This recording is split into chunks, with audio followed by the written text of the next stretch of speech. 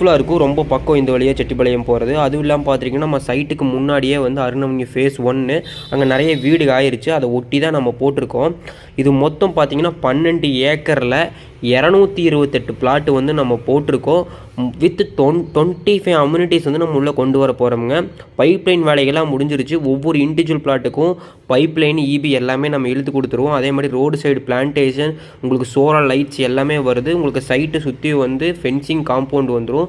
30 to 40 feet road வந்து உங்களுக்கு உள்ளேயே வந்துடுது. அதை தான் நீங்கள் இப்போ பார்த்துட்ருக்கீங்க. அடுத்து வந்து பார்த்துட்டிங்கன்னா 40,000 லிட்டர் டேங்க் வந்து உங்களுக்கு உள்ளேயே வந்துடுது. பார்த்துட்டிங்கன்னா இந்த டேங்க்லேருந்து தான் நமக்கு எல்லா பைப்லைனுக்கும் வந்து தண்ணி போகுது.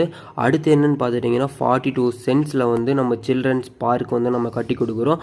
ஆப்போசிட்லேயே வந்து சில்ட்ரன்ஸ் ப்ளே கிரவுண்டு வந்து நம்ம கட்டி கொடுக்குறோம். சரிங்களா? டென்னிஸ் கோர்ட், ஜிம், பார்லர், அதுவும் இல்லாமல்